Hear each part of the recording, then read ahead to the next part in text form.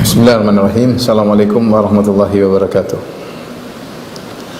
Alhamdulillah ala ihsani wa syukru lahu ala taufiqihi wa amtinani. Asyhadu an la ilaha illallah wahdahu la syarika lahu ta'ziman li sya'ni wa asyhadu anna Muhammadan abduhu wa rasuluhu da'ila ridwani. Allahumma salli alaihi wa ala alihi wa ashabihi wa ikhwani.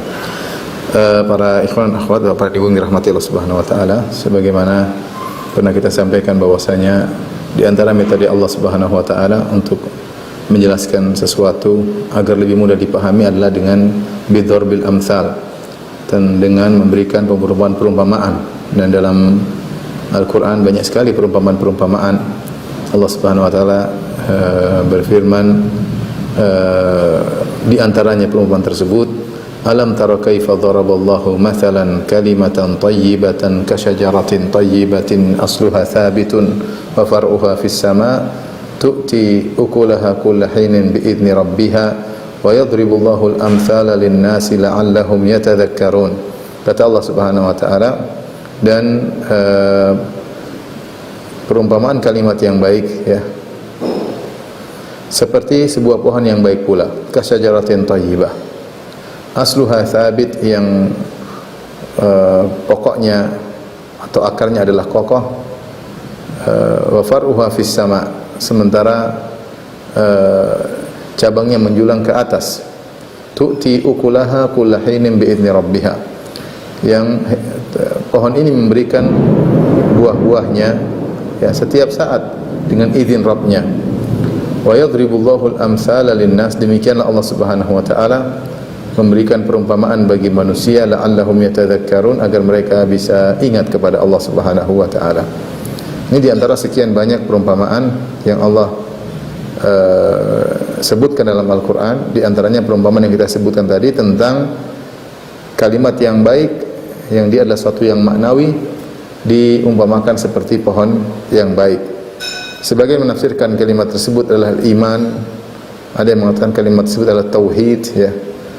Disamakan dengan, diperumpamakan seperti sebuah pohon yang banyak ahli tafsir mengatakan pohon tersebut yang dimaksud adalah pohon korma. Ikhwan dan akhwat yang dirahmati Allah Subhanahu wa taala, oleh karenanya pada kesempatan kali ini kita akan bahas tentang perumpamaan seorang mukmin, yang dalam banyak hadis Rasulullah SAW mengumpamakan seorang mukmin dengan pohon korma. Pohon korma adalah pohon yang spesial. Mungkin kalau kita di tanah air tidak begitu mengenal seluk-beluk tentang pohon korma, tetapi bagi orang-orang yang tinggal di Arab, di Jazirah, pohon korma adalah pohon yang sangat dekat dengan mereka, pohon yang memiliki banyak sekali manfaat yang dibutuhkan oleh mereka, ya, dari zaman dahulu sampai zaman sekarang. Oleh karenanya pohon korma disebutkan dalam Al-Quran, penyebutan pohon korma lebih dari 20 kali, dan pohon korma disebutkan dalam hadis-hadis Nabi SAW sampai ratusan kali, sehingga dia sudah adalah suatu pohon yang dikenal oleh penduduk Jazirah Arab, ya, karena sering mereka lihat dan merupakan sumber makanan mereka, ya, korma, dan banyak manfaat-manfaat yang didapatkan dari pohon korma. Ternyata Rasulullah SAW mengumpamakan seorang mukmin dengan pohon korma. Di antaranya dalam satu hadis, ya, dari Ibnu Umar radhiyallahu taala anhuma, qala, dari Ibnu Umar radhiyallahu anhuma, beliau berkata, qala Rasulullah sallallahu alaihi wasallam, suatu Rasulullah SAW pernah bikin teka-teki kepada para sahabat.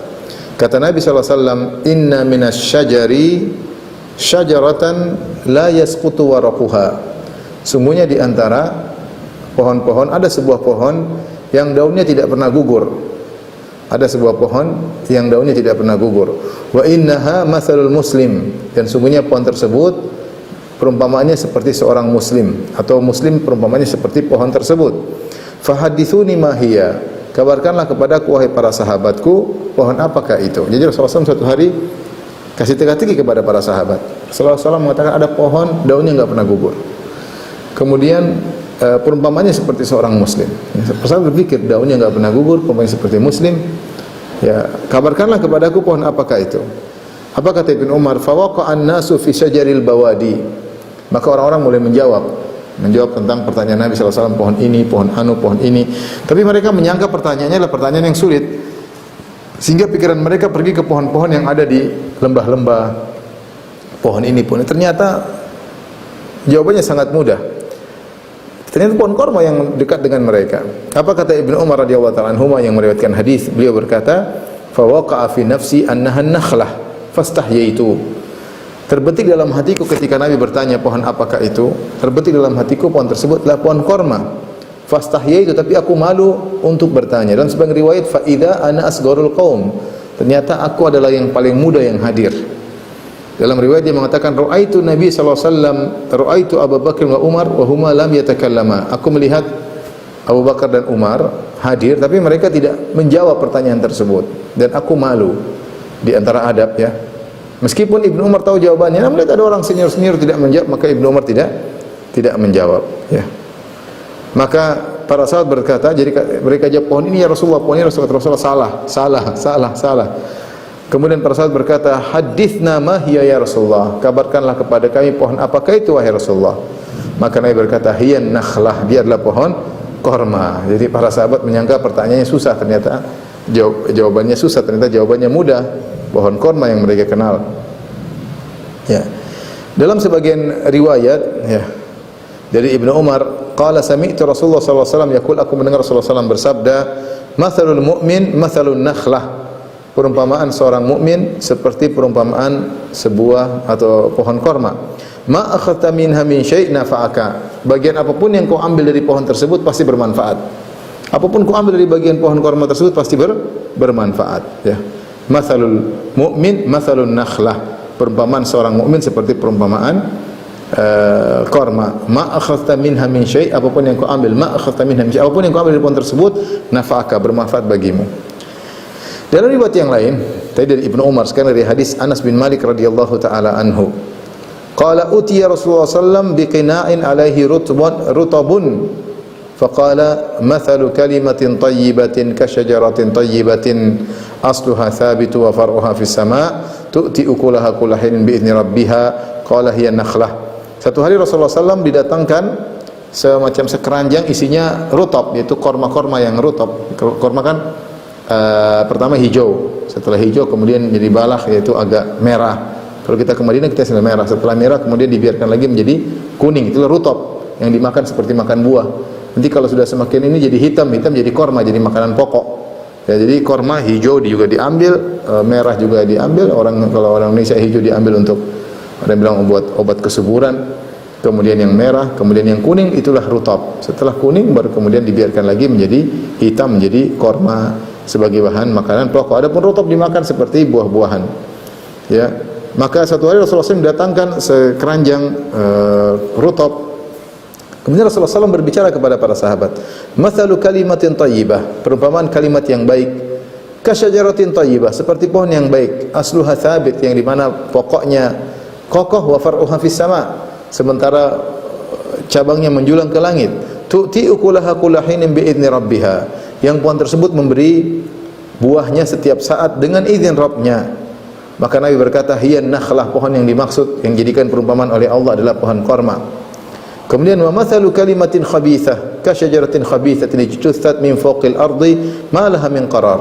Perumpamaan kalimat yang buruk adalah seperti pohon yang buruk yang dicabut dari atas maka tidak ada tempatnya lagi, langsung tercabut. Qala hiya al-handhalah, kata Nabi, perumpamaan pohon yang buruk adalah pohon al-handhalah. Alhamdulillah itu semacam labu tapi pahit. Ya, labu kan cuma mudah dicabut, ya, adalah handhalah tapi paria kalau nggak salah namanya, yaitu semacam labu tapi pahit. Ya. Taib. Dalam riwayat yang lain, ketika Rasulullah SAW memberi pertanyaan dalam hadis Ibnu Umar, qala bainama nahnu inda Nabi sallallahu alaihi wasallam id utiya bi jummarin. Ketika kami sedang bersama Nabi sallallahu alaihi wasallam, tiba-tiba didatangkanlah kepada Nabi jummar. Jummar adalah bagian jantung korma, tetapi dalam batang korma.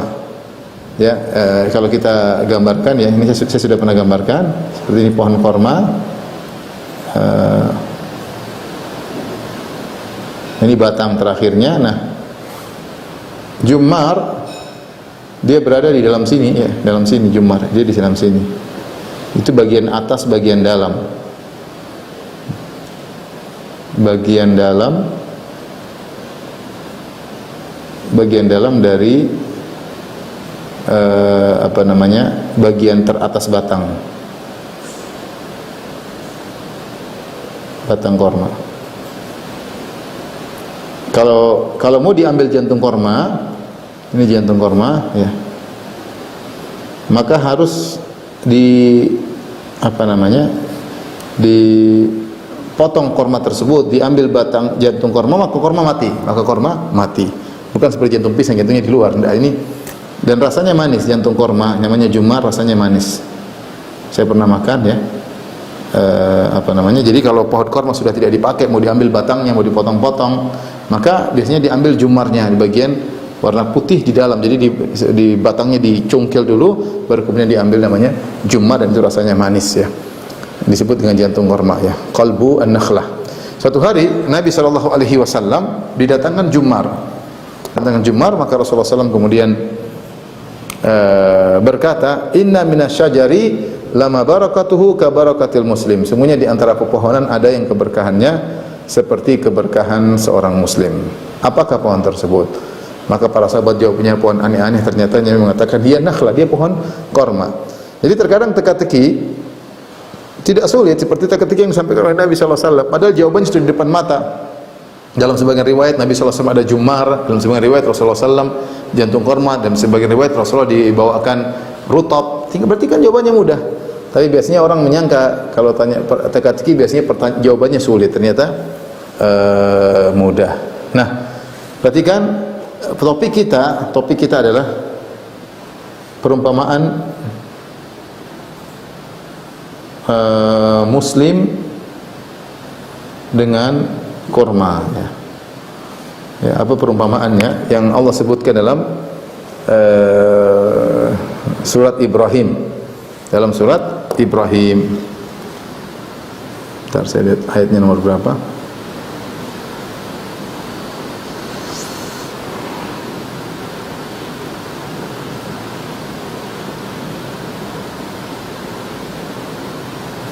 Dari ayat 24 ya sampai ayat 25 ya. Quran surat Ibrahim ayat 24 sampai 25. Nah, apa perumpamaan seorang muslim dengan pohon korma ini akan kita bahas pada kesempatan kali ini ya. Tapi para ulama menyebutkan banyak sekali perumpamaan seorang mukmin atau seorang muslim dengan korma. Di antaranya ya, sudah Win?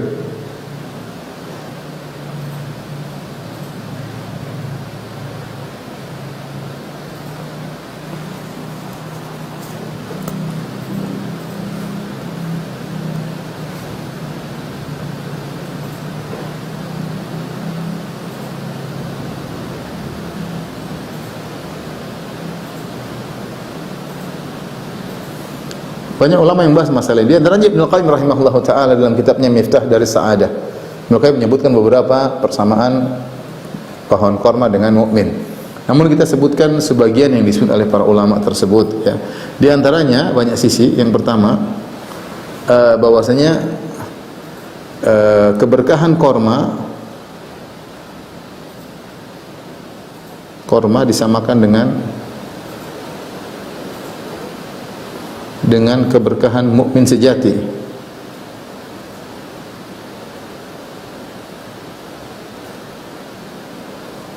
Keberkahan tersebut diantaranya adalah bermanfaat, semua sisi korma bermanfaat.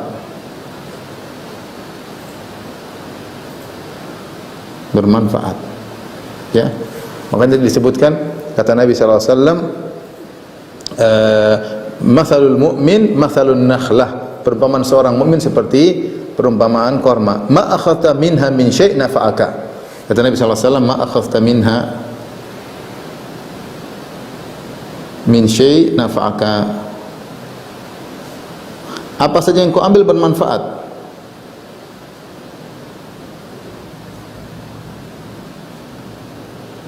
Bermanfaat. Demikian pohon korma, dari ujung atas korma sampai ujung akar semuanya bermanfaat. Ya, kita mungkin tidak begitu, tapi kalau orang-orang yang tinggal di sana di Jazirah Arab, jadi mereka menggunakan korma dan batangnya bisa digunakan untuk tiang rumah, kemudian daun-daunnya bisa disusun untuk jadi pelepahnya bisa dibuat jadi atap, bahkan bisa diambil daun-daunnya atau apanya bisa diambil dijadikan keranjang, bahkan bisa dijadikan tikar, ya. Banyak sekali faedahnya, ya. Terus buah-buahnya bisa dimakan setiap saat, bisa disimpan untuk sampai tahun depan. Sampai para ulama bahas, katanya korma, kata Nabi, ma akhadta minha min syai'in nafa'aka, semua yang kau ambil bermanfaat. Lantas bagaimana dengan biji korma? Apa ada manfaatnya? Ternyata ada. Biji korma sebagaimana dijelaskan oleh para ulama dijadikan sebagai makanan onta. Onta itu makan biji korma. Sekarang biji korma saya baca banyak penelitian diolah, kemudian ditumbuk, dijadikan minuman, ya. Dan gizinya juga cukup tinggi untuk inilah, untuk tapi intinya semua bermanfaat. Kalau dulu biji korma hanya sebagai konsumsi hewan-hewan alaf, yaitu sebagai konsumsi hewan onta, sekarang tidak, biji korma dimanfaatkan. Tadi dijadikan semacam kopi, dijadikan minuman, atau ditumbuk, atau dijadikan apa, dimakan bisa juga ternyata, ya. Jadi keberkahan korma disamakan dengan keberkahan seorang mukmin. Nah, mukmin sejati demikian, harusnya segala apa tindak tanduknya semua bermanfaat, harusnya demikian. Tidak mengganggu orang lain, beri manfaat kepada orang lain. Kata Nabi sallallahu alaihi wasallam, al-muslim man salima al-muslimuna min lisani wa yadihi. Seorang muslim sejati adalah yang kaum muslimin selamat dari lisannya dan dari tangannya, ya. Kemudian juga Rasulullah SAW bersabda, khairukum anfa'akum linnas, sebaik-baik kalian yang paling bermanfaat bagi manusia. Nah, kita menjadi seorang mukmin berusaha semua yang di sekitar kita mengambil manfaat dari kita. Kita dekat dengan anak-anak, ada manfaat yang anak-anak ambil dari kita. Kita dekat dengan istri, ada istri yang kita tahu istri mengambil manfaat dari kita. Kita sebagai seorang wanita, suami dekat kita, suami merasa manfaat dengan keberadaan kita, bersentram dengan keberadaan kita. Kita di masyarakat merasakan manfaat keberadaan kita, ya. Dimanapun kita berada, ya, kita di ruang kerja, di kantor, orang sekitar merasakan ada manfaat keberadaan kita. Sebagaimana korma dari segala sisi bermanfaat. Seorang mukmin tenaganya bermanfaat, lisannya bermanfaat, komentarnya bermanfaat, pikirannya bermanfaat, derap langkah kakinya bermanfaat. Berusaha demikian, dan itulah muslim yang sejati. Yang Nabi SAW mengatakan, inna minasyajari lama barakatuha ka barakatil muslim. Sungguhnya ada sebuah pohon yang keberkahannya seperti keberkahan seorang muslim. Jadi dia semua sisi korma, sisi atau bagian korma bermanfaat. Tidak ada yang tidak bermanfaat, ya. Dan bisa jadi, tadi saya jadi tiang rumah, bisa jadikan atap rumah, bisa jadikan dinding rumah ditutup-tutupin yang bolong-bolong, bisa jadikan tikar, bisa jadikan keranjang. Banyak manfaatnya, ya. Banyak manfaatnya. Kemudian dari sisi apa? Dari sisi buahnya tidak pernah berhenti. Ini keberkahan. Kata Allah tadi tentang pohon korma, kata Allah, tu'ti ukulaha bi'izni rabbiha. Tu'ti ukulaha kulla hinin bi'izni rabbiha. Kulla hinin bi'izni rabbiha. Kata Allah, dia memberi buahnya setiap saat. Korma memberi buahnya setiap saat. Tadi saya katakan korma kalau dimakan hijau, merah, oke. Dibiarkan lagi jadi kuning, oke. Dibiarkan jadi hitam, jadi korma hitam, bisa disimpan sampai tahun depan. Jadi bahan makanan pokok. Jadi buahnya ada terus. Tapi dengan bi'izni rabbiha, dengan izin Rabbmu. Ini diantara persamaan seorang mukmin dengan korma dari sisi keberkahan. Yang kedua, ya, iman seorang mukmin. Ini pernah saya bahas dalam pembahasan tentang syarah rinci rukun iman. Iman seorang mukmin ibarat pohon korma. Kalau kita gambarkan pohon korma, misalnya ini pohon korma, ya, pohon korma, maka dia memiliki akar, uruk namanya. Kemudian dia ada dahan-dahannya. Di sini ada buah-buahnya ya.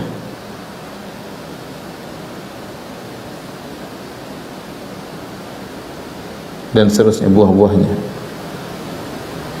Ini akar. Ini batang. Ini dahan. Nah, kata para ulama ini tanah ya. Kata para ulama, demikianlah iman seseorang mukmin. Iman seorang mukmin ada namanya akarnya. Akarnya adalah rukun iman ya. Akarnya adalah rukun iman. Rukun iman yang 6 itu adalah akar daripada iman seseorang. Iman kepada Allah, kepada malaikat, kepada kitabnya, kepada rasul, kepada hari akhirat, kepada takdir ya. Kalau akar ini hilang maka pohon tersebut akan tumbang ya. Pohon tersebut akan tumbang. Kemudian dia memiliki batang. Ada yang mengatakan batang ini adalah dikatakan sebagai rukun Islam ya. Ini batangnya rukun Islam. Kemudian dahan-dahan ini amal-amal, dahan-dahan amal-amal soleh. Maka pohon korma kalau dicabut akarnya, maka matilah pohon tersebut. Maka iman seorang mukmin juga tercabut. Tapi kalau dahannya dipotong, maka iman seseorang berkurang. Sebagaimana pohon korma tersebut berkurang, tapi dia tidak mati. Dia tidak mati. Kenapa? Karena dia masih punya akar yang kokoh. Nah, seorang kalau ingin pohonnya menjadi kuat dengan dahan yang batang yang menjulang, dahan yang menjulang, dengan buah yang bagus, maka dia kokohkan akarnya. Kokohnya akar berpengaruh daripada kokohnya batang dan kokohnya cabang-cabang dahan-dahan. Nah, ini ibarat seperti iman seseorang. Seorang berusaha pelajari akidah yang kuat sehingga amal dia kokoh.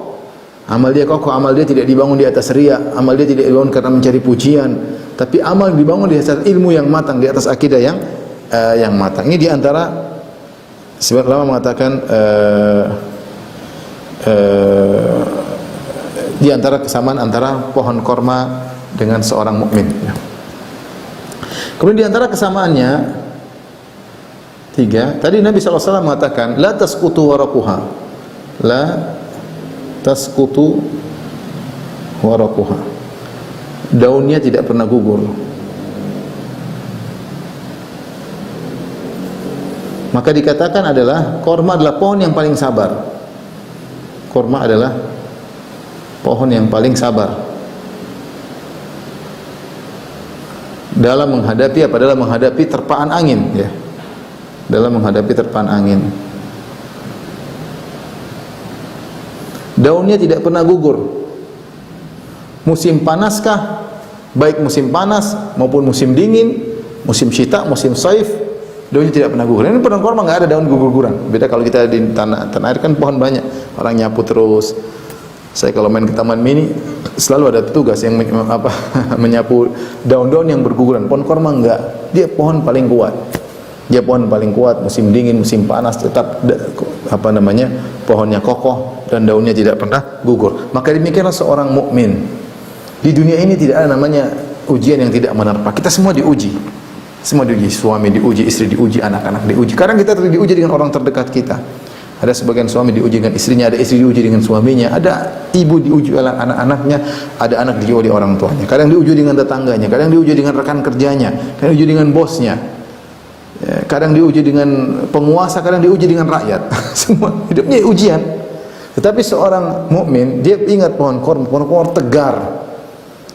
Tidak ada pohon seperti pohon korma. Tegarnya luar biasa, kuat, dihantam dengan, kalau pohon yang lain mungkin goyang, kemudian kecabut bisa jadi, sebagian patah. Pohon korma angin sekencang apapun tetap dia bertahan. Dan itulah seorang mukmin tegar dengan sebagaimana daun korma yang selalu kokoh. Kemudian di antara perumpamaan mukmin dan pohon korma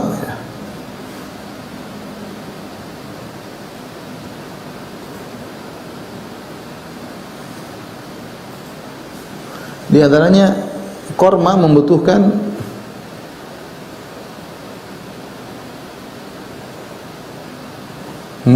tanah yang cocok agar bisa tumbuh, dan pengairan yang cocok.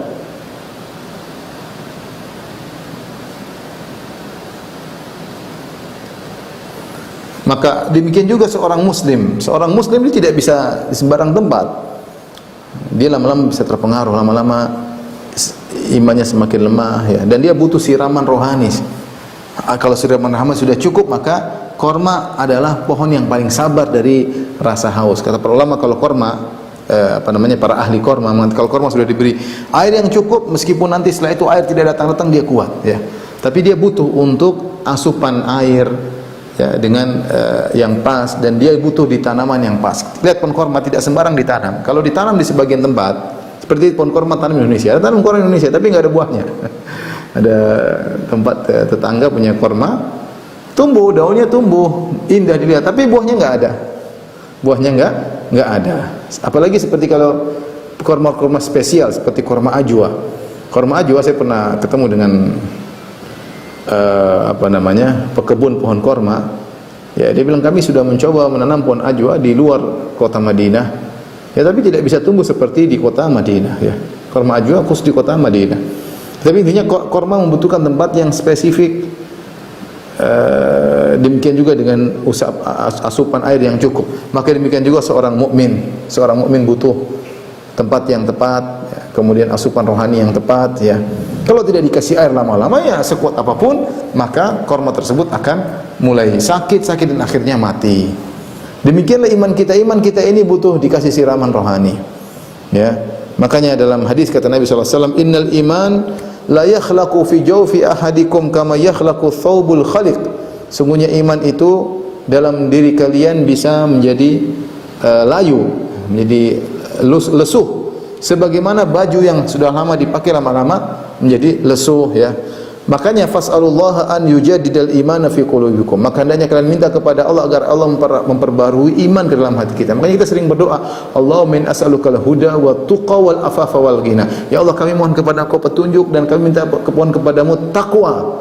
Karena iman kita ini begitu, sifatnya begitu, dibiarkan terus lama-lama dia semakin berkurang. Maka dia butuh siraman, butuh air, seperti pohon korma yang butuh air agar iman bisa terjaga dan semakin kokoh dan semakin kokoh. Kemudian di antara ini yang nomor 4 ya.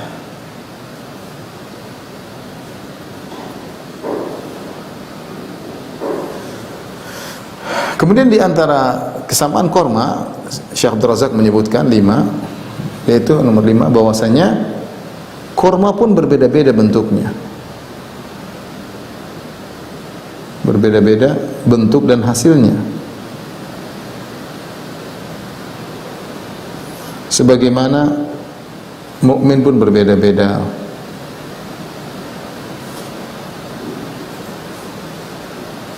Ya, kita tahu bahwasanya orang beriman bertingkat-tingkat ya. Allah berfirman dalam Al-Quran, "Tsumma awrasnal kitaba alladhina astafaina min ibadina, faminhum zalimun li nafsi wa minhum muqtasid wa minhum sabiqun bil khairati biiznillah." Ya, kata Allah Subhanahu wa taala, kemudian kami wariskan Al-Quran kepada hamba-hamba kami yang kami pilih, yaitu orang beriman. Namun di antara orang beriman itu Allah sebutkan 3 model. Faminhum zalimun li nafsi. Di antara orang beriman ada yang mencampurkan imannya dengan kemaksiatan. Wa minhum muqtasid, dan di antara orang beriman ada yang muqtasid, dia tengah-tengah saja. Dia yang penting wajib dia kerjakan, yang haram dia tinggalkan. Tapi sunnah-sunnah kurang. Terkadang terjerumus dalam yang makruh-makruh, tapi dia tidak melakukan yang haram. Ya, ini muqtasid yang tengah-tengah. Wa minhum sabiqun bil khairati biiznillah. Di antara mereka ada yang berlomba dalam kebaikan. Tapi Allah menyebutkan semuanya masuk surga. Jannatu adnin yadkhulunaha. Ya, mereka masuk dalam surga yang kekal abadi. Semuanya, baik zalimul nafsi yang beriman mencampurkan keimanan dengan kemaksiatan, muqtasid yang tengah-tengah, maupun yang sabiqun bil khairat yang senantiasa berlomba paling depan. Nah, korma pun demikian ya, sebagaimana korma berbeda, korma juga berbeda-beda. Tidak semua korma kemudian besar buahnya banyak, tidak. Tergantung pemeliharaannya, tergantung tumbuh di mana ya. Maka korma pun berbeda-beda. Saya lupa, saya ingin ingatkan bagaimana pohon korma itu seperti iman seorang mukmin. Ada batangnya, ada akarnya. Ini dalam rangka kata para ulama membantah orang-orang Al-Khawarij atau Al-Mu'tazilah.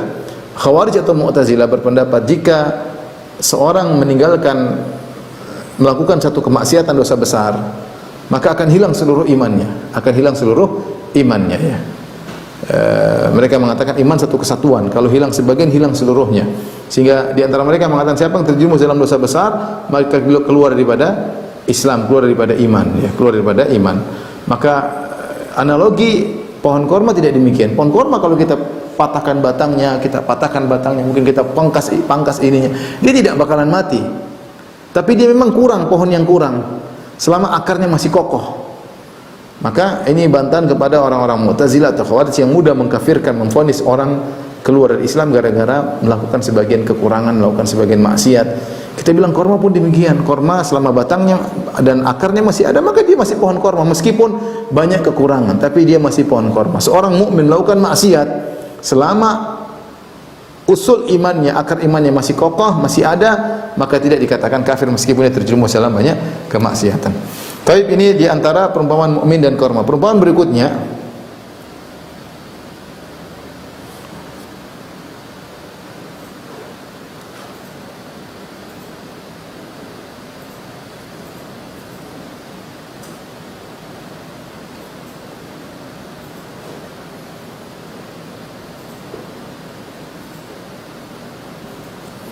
di antaranya yang keenam disebut oleh sebagian ulama, ya.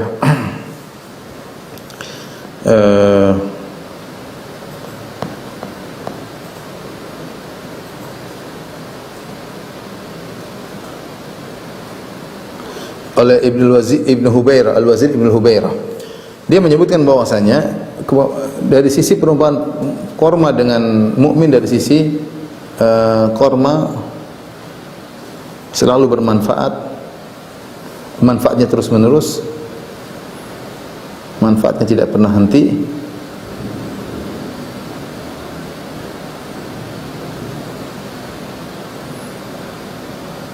Selama dicocok tanam dari buahnya.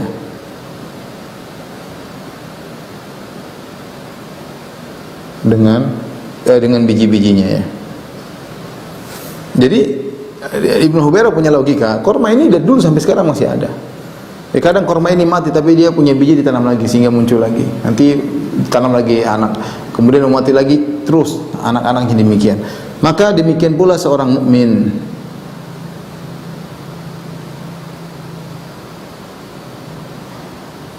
Seorang mukmin berusaha memiliki anak-anak yang soleh.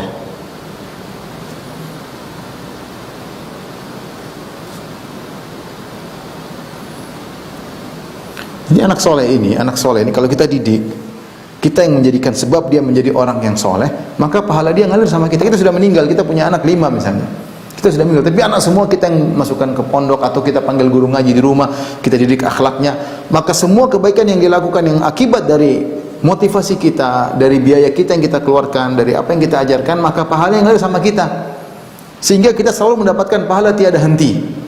Nanti anak-anak kita juga kalau mereka baik, dia ngajari, dia punya anak-anak lagi, itu cucu-cucu kita, dia ajari cucu kita menjadi baik, pahala terus ngalir sama kita. Nah cucu kita lagi, kalau soleh punya anak lagi, demikian saya buyut sampai terus cicit.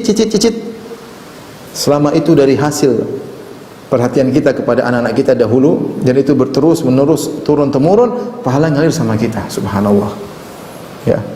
Isyarat bagaimana pohon korma dikembangbiakan, ya. Dikembangbiakan, bijinya ditanam lagi, dikawinkan terus, sehingga korma tadi pada akhirnya tidak berhenti, karena korma-korma yang baru merupakan hasil daripada korma yang lama. Korma ini suatu saat dia akan tumbang karena sudah mati, sudah tua, maka masih anak-anaknya masih terus memberikan faedah. Maka ini Al-Wazir Ibnu Hubairah memberikan faedah dari sisi ini, bahwasanya seorang yang berusaha untuk memiliki anak keturunan yang terus mewarisi ilmunya atau mewarisi ibadahnya, dan kalau terus berlanjut maka pahala terus mengalir pada dia sementara dia meninggal di dalam kuburan, pahala terus mengalir. Apa kata Allah Subhanahu wa taala? Inna nahnu nuhyil mauta wa naktubu ma qaddamu wa atharahum. Sungguhnya kami yang menghidupkan yang mati, dan kami menulis apa yang telah mereka kerjakan ketika di dunia, wa atharahum, dan dampak dari kesolehan mereka. Ya, atharahum ini kata para ulama maksudnya adalah amal jariyah. Setelah seorang meninggal, amal yang pernah dia lakukan tidak bisa dia lakukan lagi, tapi bisa ada amal jari yang terus berlanjut. Di antaranya anak soleh, cucu yang soleh, cicit yang soleh. Selama ini kesolehan ini turun-temurun karena akibat pertama kita yang lakukan, kita yang mendidik anak kita dengan sungguh-sungguh dan itu berlanjut pada cicit, maka pahala seluruh mengalir kepada kita. Subhanallah. Bayangkan kita punya cicit yang kelima, ternyata dia soleh akibat bapaknya dulu. Kemudian dia punya anak lagi 10 soleh semua lagi. Kita dapat. Kita harus berjuang keras mendidik anak-anak, berjuang keras. Karena ini untuk demi masa depan kita di akhirat. Berjuang, kita berharap anak-anak kita wasiatkan mereka untuk berbuat baik kepada anak-anak mereka, kepada cucu-cucu mereka, terus pahalanya akan terus mengalir.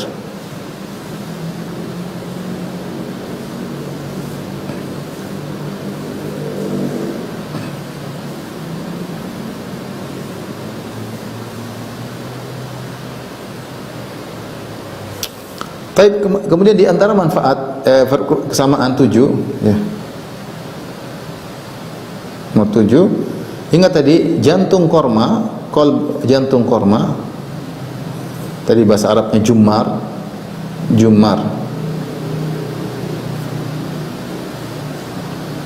Manis. Jadi ini hanya pohon korma yang jantungnya manis, hanya pohon korma yang jantungnya manis. Qalb ya. Jantungnya manis. Pohon lain tidak. Pohon pisang jantungnya di luar tapi tidak tidak manis. Ada jantung pohon ini tidak manis. Pohon korma jantungnya manis. Maka seorang mukmin harusnya jantungnya demikian, hatinya harusnya demikian. Orang sering memperterjemahkan qalbu. Qalbu bahasa Arabnya jantung. Cuma kita kalau bahasa Indonesia sering digantikan dengan hati. Maksudnya hati seorang mukmin harusnya bersih, manis ya. Karena dari hati yang manis itulah yang kemudian akan mengeluarkan hasil yang produksi dari kata-kata yang manis, pandangan yang manis, tulisan yang manis, komentar yang manis ya, amal soleh yang baik. Sebagaimana korma memiliki jantung yang manis. Oleh karena kalau seorang beriman dia akan merasakan manisnya iman ya. Sebagaimana jantung korma yang memang manis ya. Korma di antara keistimewaannya dijelaskan oleh Syekh Abdul Razak hafizahullah taala, dan ini juga disebut oleh Ibnu Qayyim dalam Miftah dari Sa'adah. Korma semakin tua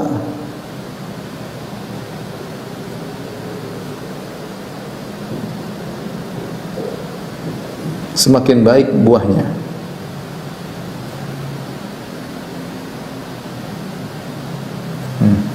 Demikian hendaknya seorang mukmin.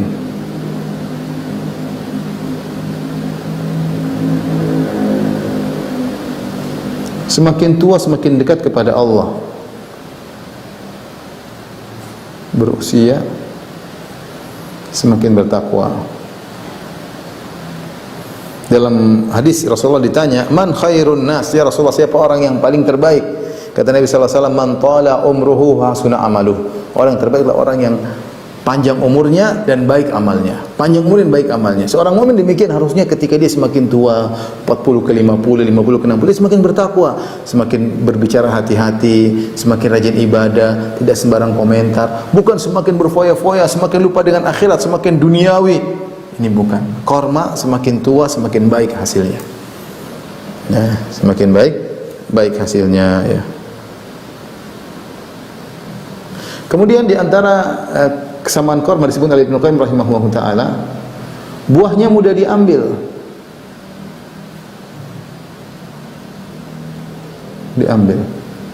Korma ada dua, ya. Korma ada dua model. Tinggi atau pendek, tinggi batangnya atau rendah, pendek ya, pendek. Yang pendek kalau mau diambil mudah, ini mudah diambil buahnya, ini mudah diambil dengan tidak usah manjat buahnya. Karena pendek mudah diambil buahnya. Yang tinggi pun batangnya ini juga mudah. Karena batangnya dimodifikasi Allah mudah untuk dipijak. Karena batangnya dimodifikasi penuh dengan bijakan. Dimodif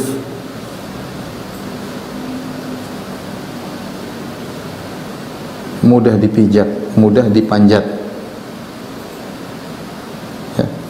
Demikianlah perumpamaan seorang mukmin, mudah menolong, mudah orang ketemu, mudah orang minta nasihat mudah dinasihati, orang minta bantuan mudah dia bantu. Dia tidak demikian seorang mukmin harusnya sebagaimana kurma mudah untuk diambil buahnya, tidak dipersulit, tidak seperti orang jual mahal. Ya lain halnya kalau orang punya uzur, tapi asalnya kita ini memberi manfaat kepada orang lain. Kalau kita kasih bantuan mudah, orang mudah lah pokoknya. Seperti pohon kurma yang buahnya mudah diambil, kalaupun tinggi mudah dipanjat, tidak susah. Seorang mukmin ketika memberi faedah kepada orang di sekitarnya mudah. Jangan jadi orang yang sulit. Sama istri sulit, sama anak-anak sulit, anak-anak minta ini sulit. Kalau kita nggak punya lain cerita. Tapi kalau kita punya, kenapa kita sulit-sulit? Tinggal kita arahkan. Nah, ini untuk ini, istri sayang untuk begini, kita arahkan. Pembantu juga merasakan manfaat dari kita, mudah mendapatkan manfaat dari kita. Orang sekitar kita mudah mengambil manfaat dari kita. Seperti pohon korma yang buahnya mudah untuk diambil ya.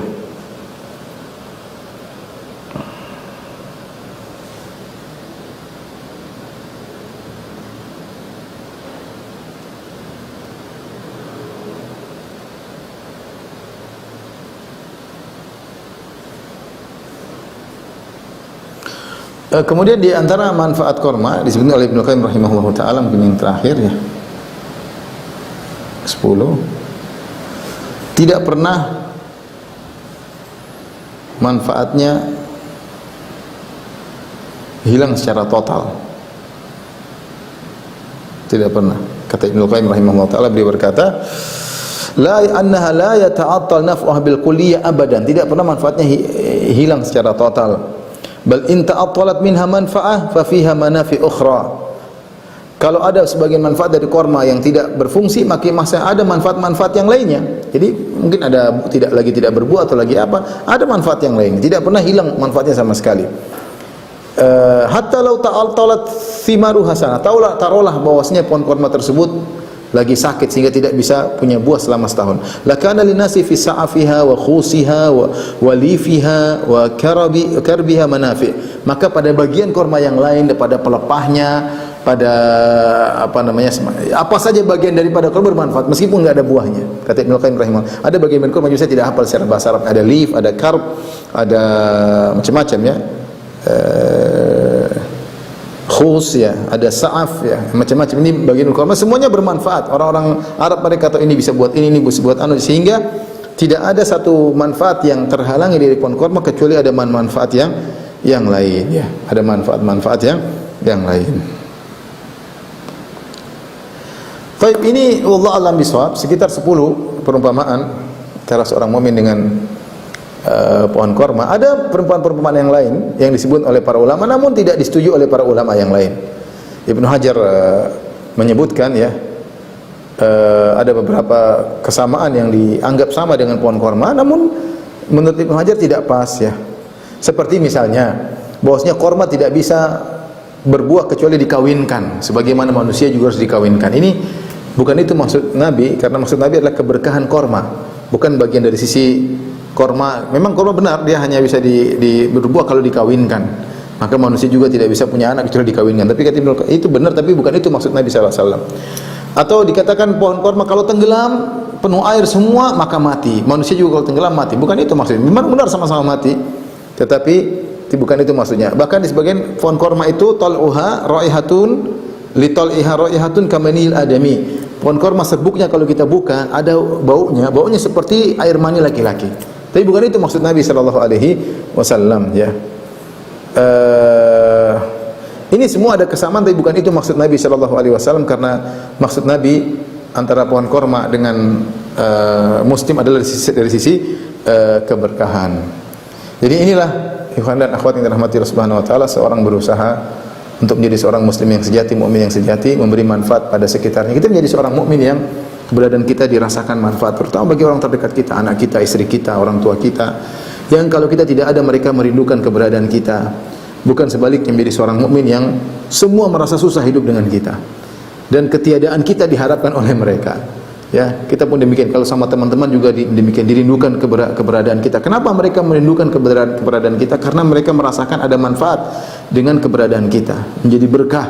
Sebagaimana perkataan Nabi Isa alaihissalam, wa ja'alani mubarakan aynama kuntu, Allah menjadikan aku berkah dimanapun aku berada. Seorang mukmin pun harus demikian, dimanapun dia berada dia bermanfaat bagi yang lainnya. Bukan sebaliknya, seorang mukmin berusaha ngambilin manfaat teman-teman. Kita berusaha kita yang beri manfaat kepada kawan. Ya, kalau ada kawan beri manfaat sama kita, alhamdulillah. Tapi jangan kita berpikir justru kita ngambil manfaat dari teman sebanyak-banyak, kita tidak beri manfaat kepada mereka, itu salah. Korma tidak demikian. Korma karena kita mencari pahala. Bagaimana cara pahala? Cari pahala kita yang beri manfaat sama orang. Akhirnya kita dapat pahala di surga kelak. Demikian ikhwan dan akhwat yang dirahmati Allah Subhanahu wa taala, 10 kesamaan antara korma dengan seorang mukmin yang Nabi sallallahu alaihi wasallam mengatakan perumpamaan korma, masalul mukmin kamatsalil nakhlah. Perumpamaan korma, mukmin seperti perumpamaan korma. Demikian, semoga bermanfaat. Kalau ada yang bertanya saya persilahkan. Wallahu taala alam bisawab. Alhamdulillah jazakallahu khairan atas pemaparan materinya. Izin sekarang masuk sesi tanya jawab. Silakan. Sebelumnya izin moderator terlebih dulu Ustaz. Ya. Tadi disebutkan kan bahwa mukmin itu tidak bisa hidup, pohon korma tidak bisa bersamaan, pohon korma dengan mukmin itu tidak bisa hidup di sembarang tempat gitu ya. Nah, kalau kita sekarang kan kalau di masyarakat itu kita hidup bermasyarakat dengan berbagai macam jenis modelnya gitu Ustaz. Nah itu bagaimana ya Ustaz menyikapinya Ustaz kali ini? Assalamualaikum warahmatullahi wabarakatuh. Waalaikumsalam warahmatullahi wabarakatuh. Dalam sebagian kondisi pohon korma kalau tempatnya salah dia bisa mati ya, dia tidak bisa hidup. Demikian juga makanya dulu ada namanya syariat hijrah. Syariat hijrah itu berpindah dari satu tempat ke tempat lain ya, atau dari satu komunitas lain. Makanya zaman dahulu Nabi sallallahu alaihi wasallam ada hijrah. Nabi mengharuskan hijrah wajib, berpindah dari Mekah ke menuju Madinah karena di Mekah mereka tidak bisa beribadah. Seorang mukmin demikian, dia harus lihat tempat dia, kalau dia ternyata bisa bermanfaat, dia tinggal suatu tempat yang rusak tapi dia bisa beri manfaat, maka dia bertahan di situ.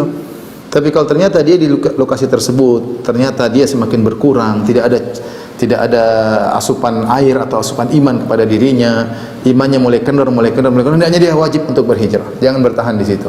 Ya, kalau tidak dia akan bisa hidup sebagaimana sebagian korma yang hidup sebagai tempat tapi tidak sempurna, buahnya kurang, pohonnya tidak begitu besar, ya seperti itu. Karena pengaruh lingkungan itu sangat penting. Nah, kita berusaha menciptakan lingkungan. Makanya ketika kita berada di suatu tempat, kita berusaha bikin lingkungan, buka musola, ambil orang, undang ustaz pengajian, kita bikin pengajian di rumah-rumah. Jadi kita membuat lingkungan yang pas buat kita berusaha. Kalau seandainya kita tidak mampu bertahan, maka hendaknya kita berpindah. Para sahabat dulu iman mereka kuat, tapi wajib untuk berhijrah. Kenapa? Karena namanya manusia lama kelamaan dia akan terkikis, akan futur, terpengaruh dengan lingkungan dan akhirnya bisa tumbang pohon korma tersebut. Wallahu taala alam bisawab. Ya, kalau kita masuk ke pertanyaan yang ada di website, ini ada pertanyaan Ustaz. Tadi disampaikan bahwa amalan anak atau keturunan pahalanya bisa mengalir kepada kita sebagai amal jariah secara otomatis. Kalau saat beramal tidak perlu mengatasnamakan orang tua atau kakek nenek dan buyutnya. Mohon penjelasannya. Ini dengan syarat kita punya andil langsung dalam kesolehan anak tersebut. Adapun orang tua yang tidak punya andil langsung dalam kesolehan anak tersebut maka tidak mendapat. Ini jelas sekali Ibnu Taimiyah rahimahullah taala. Bukankah Nabi sallallahu alaihi wasallam telah bersabda man dalla ala khairin falahu mithlu ajri fa'ilihi. Barang siapa yang menunjukkan pada kebaikan maka bagi dia pahala orang yang mengamalkannya, apalagi anaknya sendiri yang dia tunjukkan, dia arahkan. Seperti Nabi juga mengatakan man sanna fil islami sunnatan hasanah falahu ajruha wa ajru man amila biha. Siapa yang beri contoh sesuatu yang baik diikuti oleh orang, bagi dia pahalanya, bagi orang mengikutinya. Nah, kalau seorang ayah dan ibu cuek dengan anaknya cari hidayah sendiri, dia tidak dapat. Tapi kalau dia yang mengarahkan, kamu nggak boleh gini, kamu ngaji yang benar, kamu nggak boleh dengan kamu nggak boleh nih, kamu dipanggil guru ngaji. Tidak semua dari petunjuk ayah dan ibunya, tapi ayah dan ibunya yang merupakan meletakkan batu pertama agar dia menjadi baik. Diarahkan.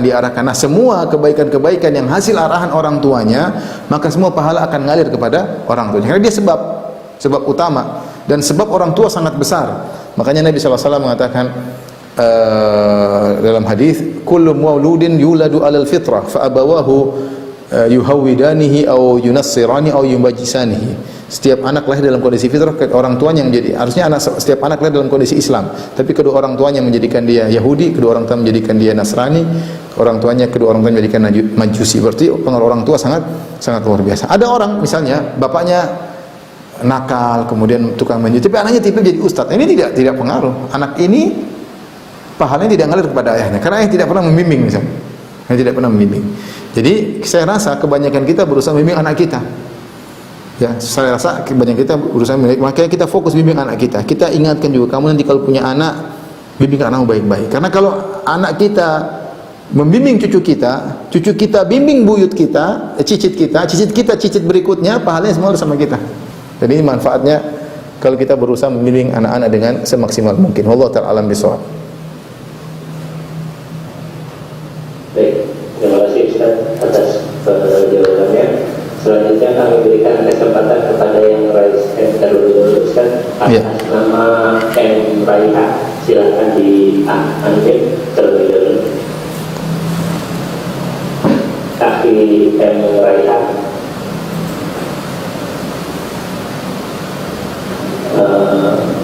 Barangkali atau yang kita ganti dulu lagi Ustaz ya. Sudah masuk. Silakan Raihan. Silakan Kaki Raihan. Waalaikumsalam warahmatullahi wabarakatuh. Ini saya mau nanya lagi sama ya, saya mau nanya terkait si bapak atau si ibu ini yang ada kita masuk yang mengajak kita pada kebaikan. Kalau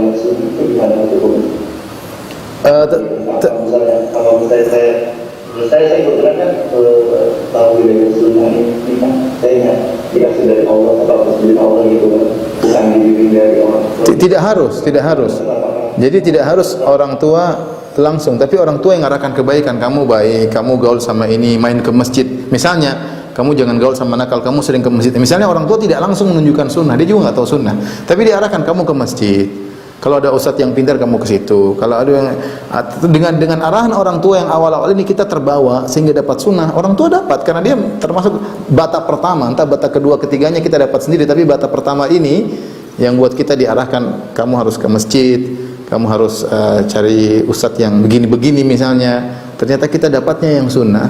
Nah, itu orang tua dapat. Lain halnya kalau tidak ada kaitan sama sekali, maka orang tua tidak dapat bagian. Sebenarnya jelas oleh Ibnu Taimiyah rahimahullah taala. Tapi kalau masih ada bagian dengan sebab dia seperti ini, kemudian contoh seperti sederhana. Orang tua saya dulu menyuruh saya, ibu saya dulu suruh saya ngaji. Tidak ada cerita sunnah-sunnah, nggak ada. Pokoknya suruh ngaji, suruh ikut baca Quran. Ya saya dipaksa sama ibu untuk baca Quran sampai saya baca Quran sampai khatam. Tapi itu rupanya langkah untuk berikut-berikutnya. Meskipun ibu saya tidak ngajarin saya kepada sunnah. Ya, tapi tentu dia dapat bagian dari usaha dia untuk yang semaksimal mungkin yang bisa dia lakukan. Wallahu ta'ala alam bisawab.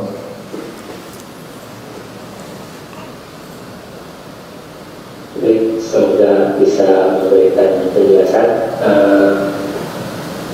Izin bertanya, anak saya dimakan setelah 4 tahun. Dia mulai protes dan bilang kalau di pesantren tidak akan berubah diam. Kami sebagai orang tua hanya ingin memberikan lingkungan yang kondusif buat anak. Apa saran Ustaz buat kami?